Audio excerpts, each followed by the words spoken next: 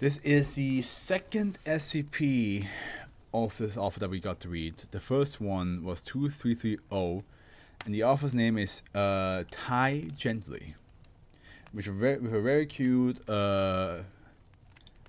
drawing for the author's page right here. Look at that. Adorable. Adorable. So, and 2330, let me just double check which one that is again. 2330.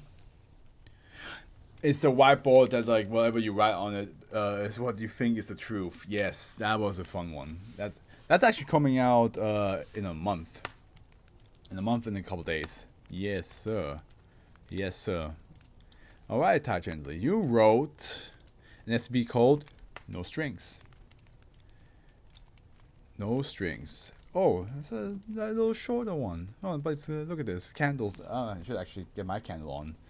Alright, let's see what it is. Object class safe. As special containment procedures, SCP-2524 is to be stored in a standard safe class item locker outfitted with additional protection against heat and fire. Description: SCP-2524 is a large red scented candle composed of standard paraffin wax. As of this writing, SCP-2524 is approximately 30 centimeters tall. SCP-2524 burns at a rate of approximately 0.5 centimeters per hour when lit. So yeah, so like 5 millimeters, which is not a lot per hour, not a lot. SCP-2524's odor resembles burning wood. When a living human being's shadow is cast by SCP-2524's flame, the shadow appears as if the human subject casting the shadow were instead a life-size marionette puppet resembling the subject in size and build. These shadows approximately there are no strings on me like Pinocchio. Subject in life, and this shadows approximately recreate the movement of the subject as closely as it is mechanically possible for a marionette puppet. The strings of the marionette are visible and converge to a single point directly above SCP-2524. Occasionally, a small circle is also visible, a convergence point pulsating slowly. SCP-2524 was recovered from a fairground in Bibb County, Georgia, where it was in the possession of Sean Mathis, a widower and a fortune teller. During interviews, Mathis stressed the extreme sentimental importance of SCP-2524 to him, but refused to elaborate on its purpose or origin. Mathis was released following a full amnestics regimen. Sample analysis indicates that the anomalous effects originate from the candle wick. The wax has been determined to be non-anomalous. Addendum incidents. Marionette shadows created by SCP-2524 have on several occasions acted outside of typical parameters for imitation of the human counterparts. Examples are listed below. First, 1197, shadow of an agent testing SCP-2524 raises a prop gun horizontally and pulls the trigger, releasing a small flag on the pole from the barrel. Subject was stationary and did not raise his firearm. After approximately 2 seconds of holding the gun up, the shadow lowers its arm. Do love that though. Very, Peter Pan, Lucky Luke, any character whose shadow acts by itself. Dr. Facilier, love that stuff. First, 1190, okay, same year. Same date, shadow of the D-class subject raises arm when the subject themselves are seated in a reclined position. The arms are still for a second before waving rhythmically for 6 additional seconds.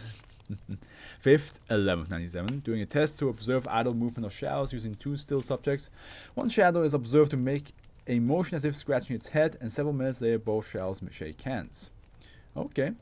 8th, 1197, the shadow of a testing D-class begins moving its arms as if performing a popular modern imitation of Egyptian cultural dance. Subject notices a shadow's movement and begins to quickly pace around the testing room in an attempt to flee the shadow. Shadow follows subject on foot while still performing the dance with... What the hell is this? Runs around and the shadow just... 10th, 1197. Shadow of agent raises the gun, as in the first instance, this time towards an additional shadow of a second subject. The gun is apparently fired, and the second shadow reacts by exaggeratedly feigning death and falling over. Second subject is without shadow for duration of test. At conclusion of test, faint childish laughter can be heard emanating from string conversions point on ceiling. Oh, okay. So it looks like we have a little childish trickster. Playing around. Okay. Or Not a child distracts are playing with the puppets. Maybe, you know how there's like puppet shows and you have a little audience of children? What if it's that?